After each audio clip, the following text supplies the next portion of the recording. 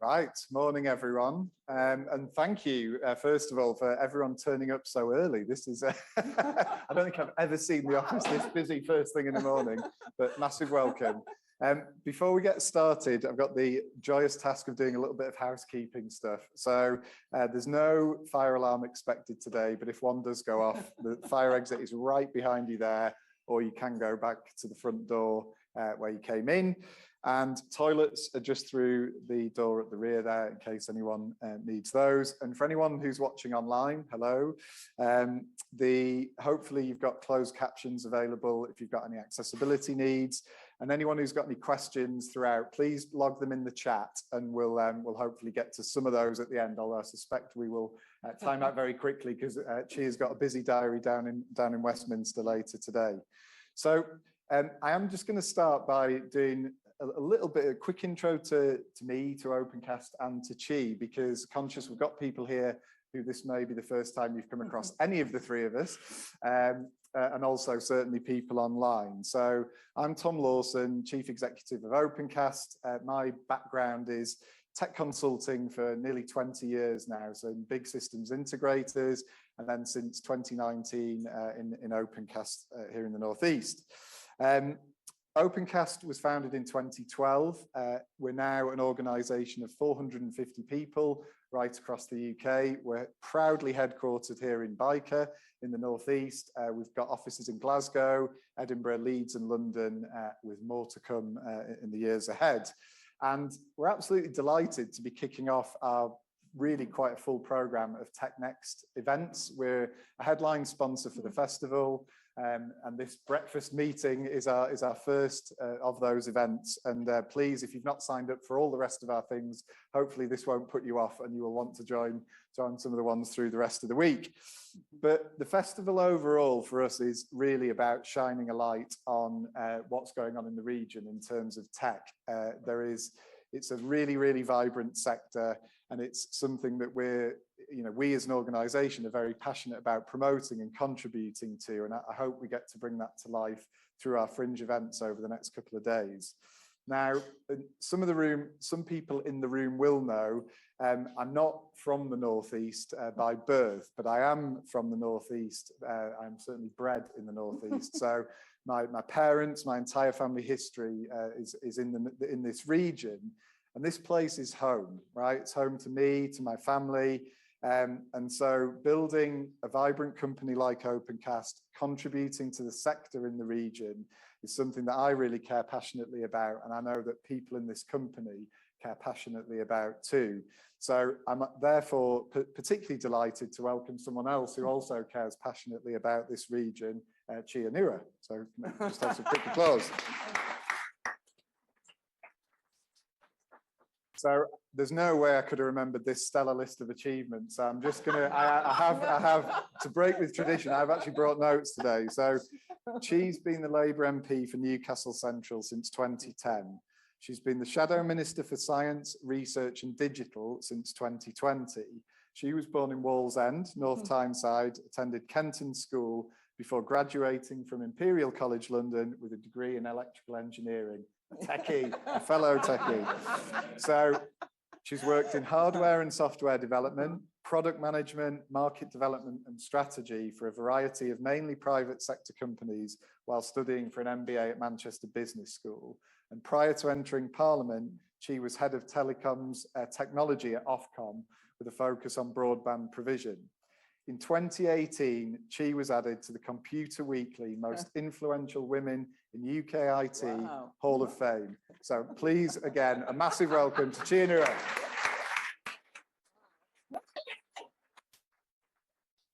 Right. Sounds impressive. Come on, I gave you loads of time to eat all the... Right, now it's into the questions, Chi. Now it's into the questions. So, I think with that bit about the background in the region, it'd be lovely to start just to hear a bit more about that. Tell us about your background growing up in the Northeast. Can I start? Thank you so much, and thanks for that. It's a fantastic introduction. And I just want to start by saying how pleased I am to be here, and how pleased I am that that TechNext are doing this, and how pleased I am that you're doing, Opencast are doing this. I was at an event with Open UK, the open source organization for the UK, as part of London Tech Week, as a fringe part of London Tech Week, in the Digital Catapult in London, which has a fantastic view over London. If you've ever been there, it's worth visiting. But I've got to say, this view for me of people from the Northeast or passionate about the Northeast and techie and digital is the best view in the world. And I am so pleased that I was able to move my train a bit. So, because I have to go down to Westminster for Parliament, we have an important discussion this evening. Well, you might not think it's actually important in the grand scheme of things, but I think it's justice. Anyway, let's not go into that. But so I mean, my background is, you know, my mother was Geordie Irish, and my father was Nigerian. So I am Geordie, Irish, Nigerian, and a proud member of all those diasporas, including the Geordie diaspora. Whenever I worked all over the world, and I was always bump into Geordies.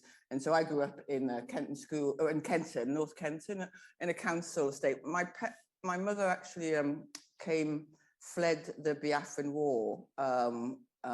So we arrived here with nothing, although I'd already been born here, if you like, so I had the right to come here, which is nice in retrospect. But we arrived with nothing.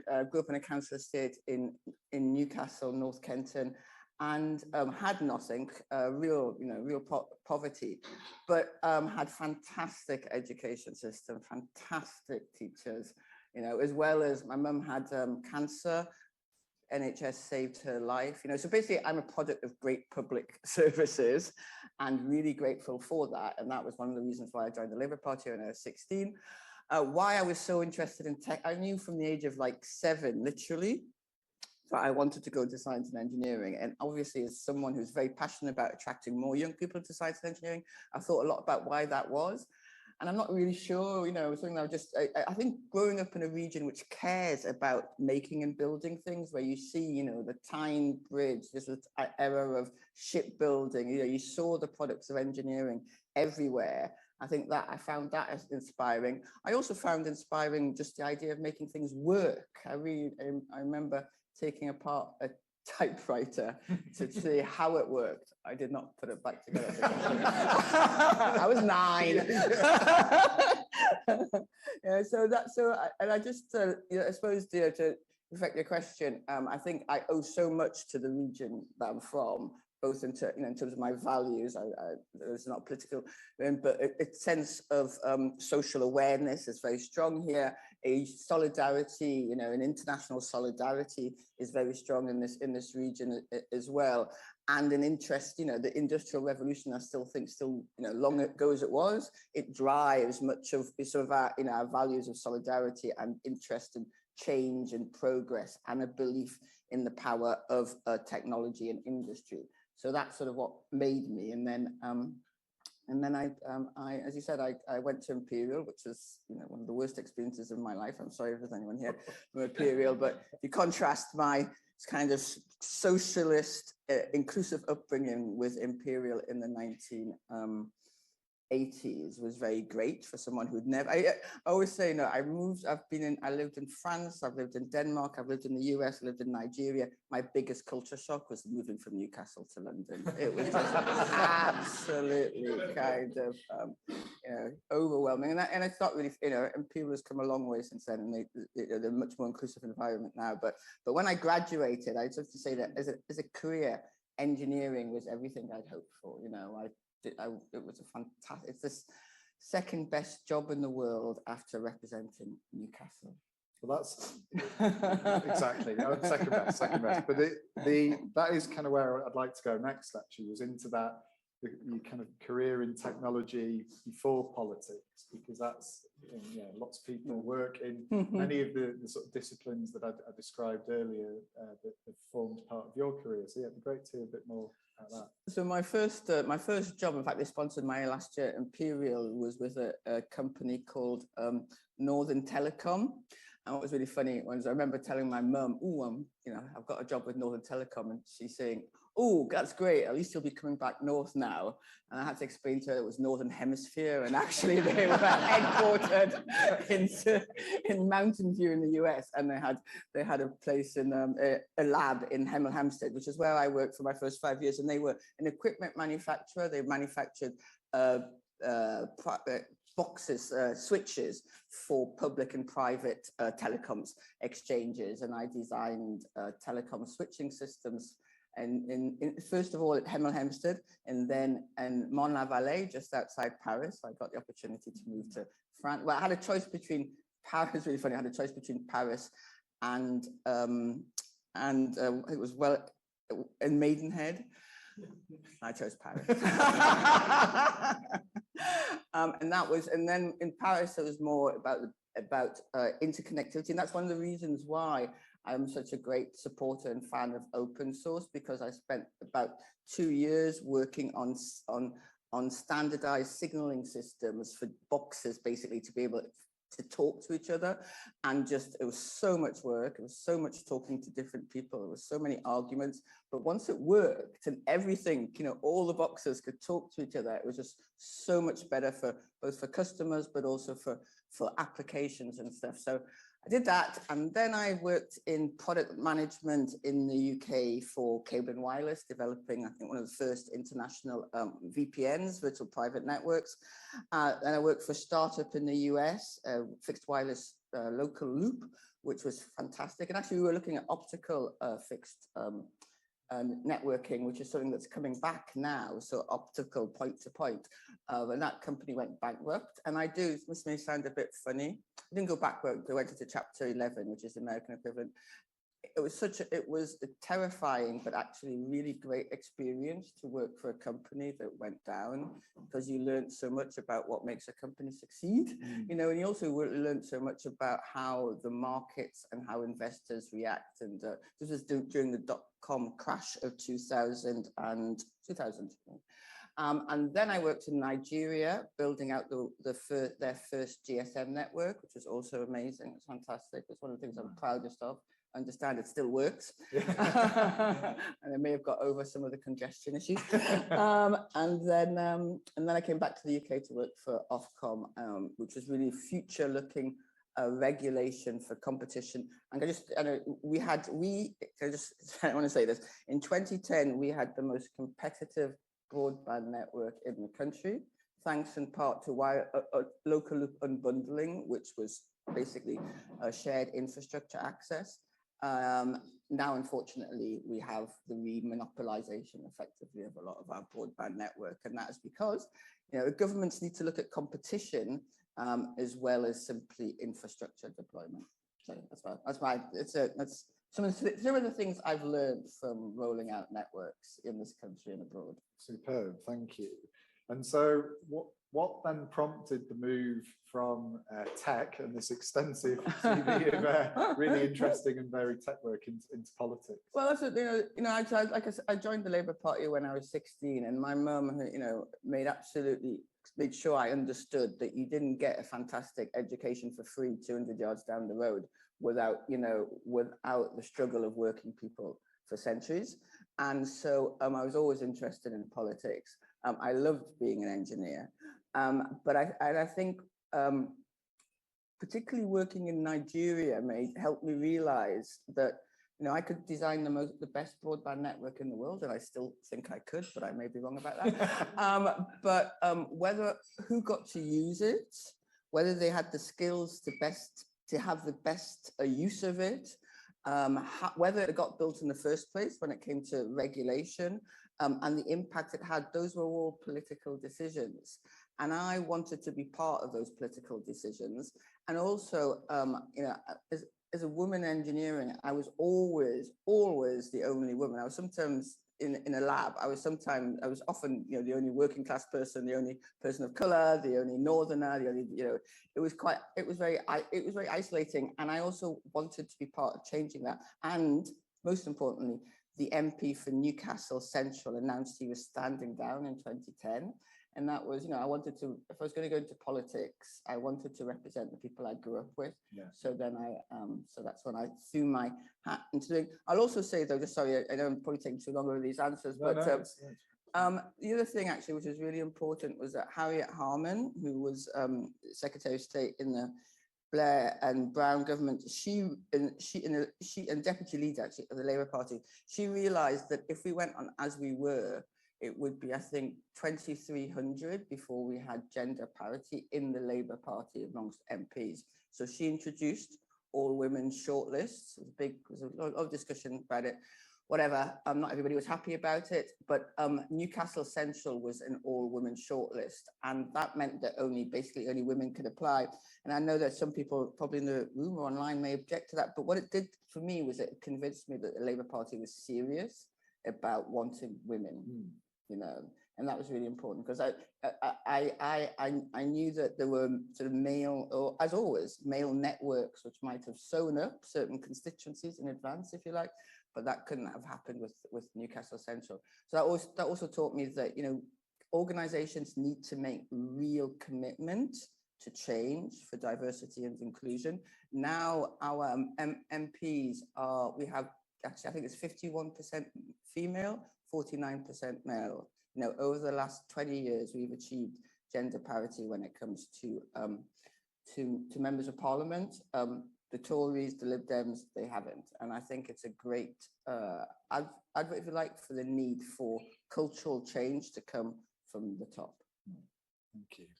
So thinking about the region then, and tech in the region, what do you see as the big tech opportunities for the Northeast?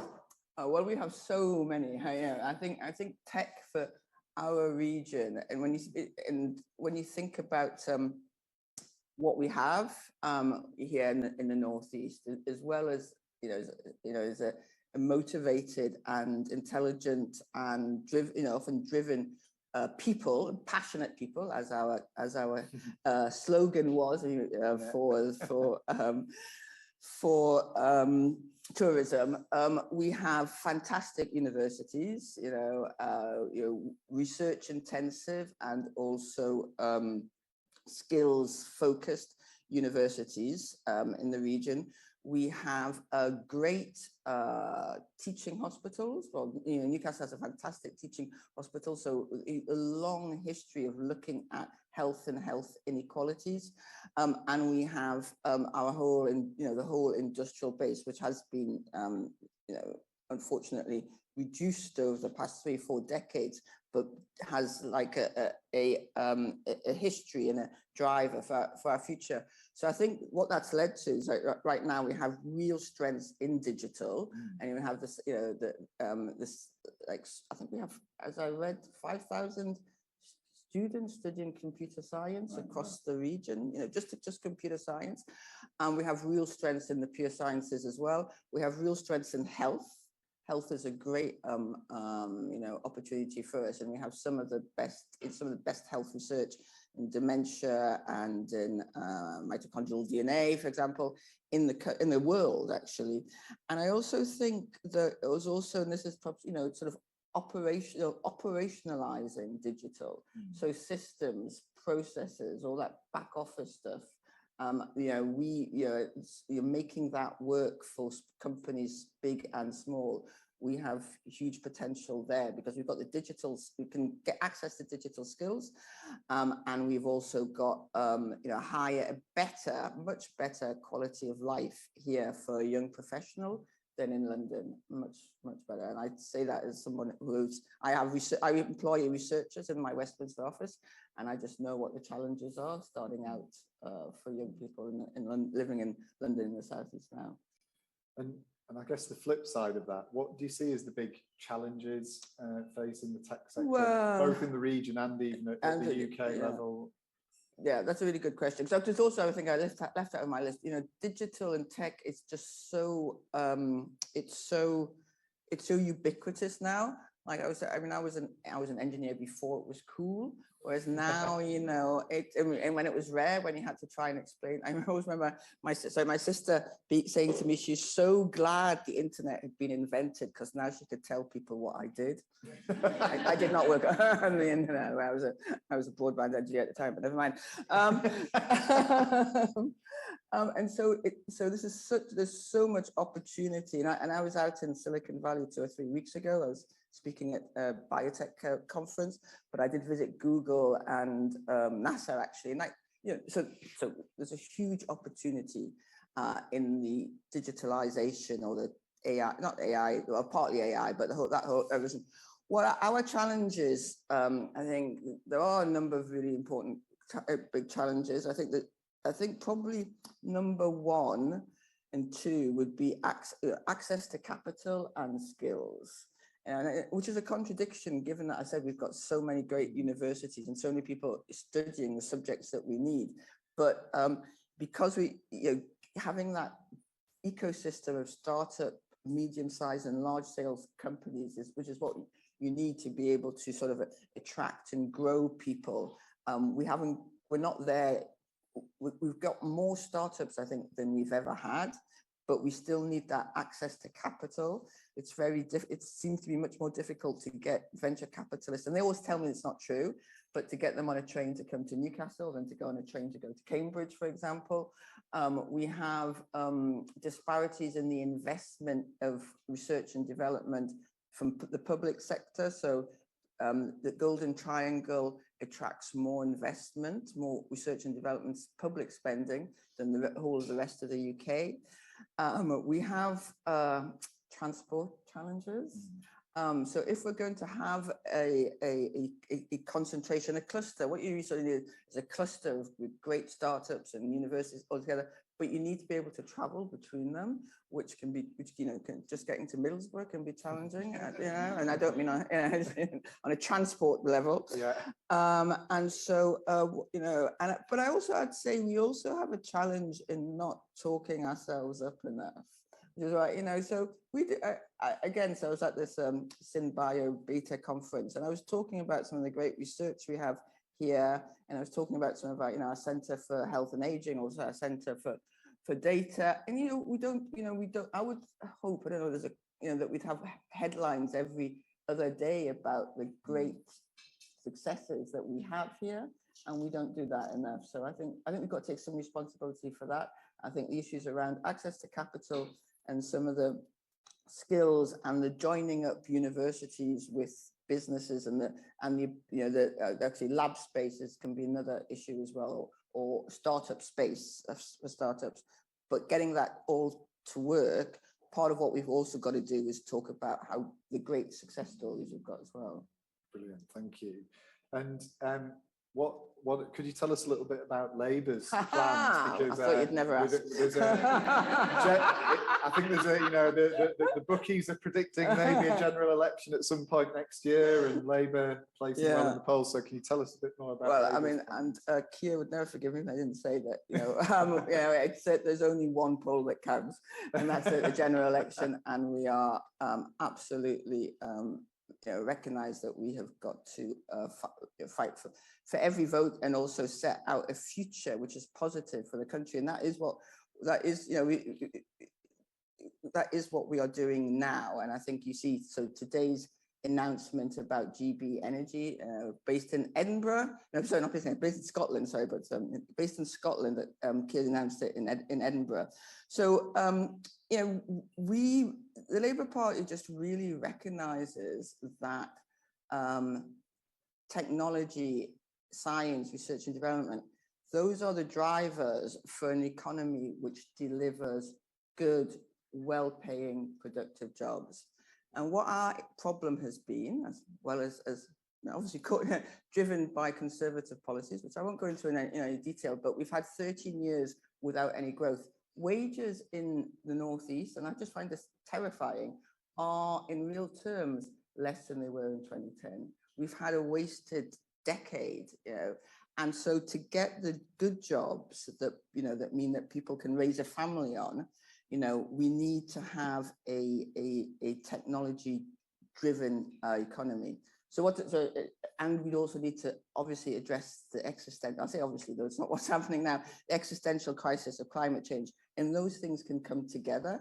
And so what we, Keir talks a lot about emission-driven government, because I've got to tell you, I mean, I don't know where this government has been taking us for the last couple of years, or the one before that. We want to set out clear missions for what a Labour government would achieve. And number one is to have the highest sustainable growth in the G7. And that's why that's it. Number two is clean energy by 2030. We want an NHS fit for the future. And that means using means a number of things. The workforce plan, but it also means using technology to improve and take advantage of the fantastic treatments that are coming through. Four is safe in our streets, as part of achieving those missions, we want to increase investment in our R&D as a proportion of our GDP to 3%. And we also want to ensure that that happens across our country. So we talk about using clusters, regional clusters, to drive regional economic growth based around key areas of science and technology. So I would expect it in the Northeast, as we talked about, we have a fantastic health cluster, we have a really good digital cluster as well. Using that, driving that so that the regional businesses benefit better than we have now. So that means sorting out access to capital. And Rachel Reeves has been talking about how we will set up a British wealth fund, and how we will support or reform pensions so that there's secure and safe increased access to pension funds for businesses and startups. I mean, we also need to ensure that we have our skills right, and we need so Bridget Phillipson, who's our Shadow Secretary of State for Education, is setting out how we can make the university system more fairer and more progressive. We need a long-term. We just want to end this kind of sticking plaster politics that we've had, and have a long-term plan which devolves power to our regions, whilst ensuring that regions have got particularly the research and development and skills necessary to be economically prosperous. And I think what that means, particularly for me and for the Northeast, is that not being dependent on Whitehall decision-making, having the tools and levers here ourselves, so that we can drive the economy based on our skills and our values. Brilliant, thank you.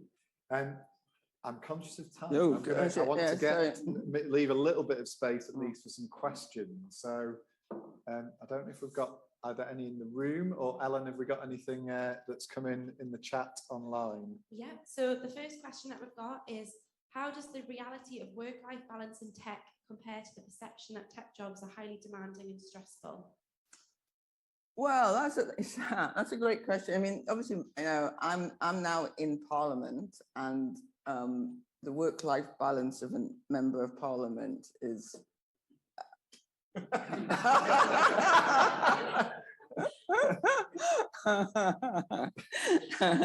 And so I'm not experiencing the work-life balance of technology at the moment. When I was working in tech, it was very challenging, and I think that today, especially with the always-on environment, they're probably much more challenging. But I think, let me answer your question in this way. One of Labour's commitments is to, sort of day one, to drive a more supportive working environment for workers in all sectors, and that means things like ending zero-hour contracts, but it also means supporting, I think, driving cultures which are caring more for workers, because and all in all sectors and all levels, because that's the way where companies really succeed. And if you want, if there's something that you want me or the Labour Party to be aware of specifically around tech, then let me know. Thank you. I think we've got time for one more question. Anyone in the room want to ask a question? Whoa, lots. Thanks, Chi. I think that was really good about what you were saying about the whole more and better jobs through technology for the region. I think that's really inspiring, and it's really good to hear that's part of the Labour policy and plan. But I'm really intrigued. Obviously, the pandemic changed lives for so many people. And how do you feel that has opened up opportunities or potentially created challenges for the region and for the UK, I guess, nationally within the tech sector? That's great. That's a great question. So the pandemic taught us so much and made real so much that we actually knew. I mean, for example, health disparities between within our region. So in terms of the opportunities in work, if you like, in different work rhythms, I think there's an opportunity for them. And I know many grandparents and parents who are very pleased that their children have moved back to the northeast while maintaining jobs in London, for example, partially as a consequence of the pandemic. And it also, I think that is an opportunity for us in the northeast. I think it could also be a challenge in as much as you can have, because wages in the northeast are lower, and particularly in the digital sector, they are lower than those, for example, in the southeast. That's both an opportunity and a challenge, because some people may be more, there may be firms from the southeast paying more. But I think we also have to recognize that, and this is something we didn't get time to talk about really, but technology, I always say that technology, the impact of technology is a decision that we take, if you like. So not everybody can work from home, and it tends to be those, we saw that in the pandemic, on the front line of particular sectors who have to be at a certain place at a time, and we need to make sure that they also benefit from technology. And so people who can't predict how their shift is going to be in a week's time, and can't, technology should also help them. So I think there are opportunities and challenges, and we need to make sure, and I'm sure that everyone in this room wants to be part of that they're in everyone's interest. Can we take a couple more questions, actually, because I just I'm being told to wrap us up. All right, okay. Let's have at least one more. I'm just going to break the rules. So Ellen's got to, I should have talked last. I do actually prefer to listen and talk. So you talked a little bit about 25 years ago, you were the only woman in the room in your tech team. That's still the case for me often as a developer. So Right. there's more work to do. And what do you think that looks like? What do you think we should be doing to encourage more women and diverse genders into technical roles? Yeah, no, that's a fantastic question, and I mean, one of the challenges is how little. One of the things that I found very depressing is how I was in tech for 20 years and changed very little. And you say it's still the same. And the answer is that there are multiple answers. And I talked about the fact that it needs to be at the top. I think any leader needs to be addressing and considering this issue, the issue of an equal and inclusive workplace before somebody's asking her or him about it. It also needs to start, with education. And I do think we've all got a role here in yourself, going into schools and promoting role models, because it is so important to see as well, so that you can be it. But then I also think there's things, which tech can do so easily and so well around data, measuring the data. One company will say to me, it's impossible to get hold of female engineers, and when I do, they all go off somewhere else.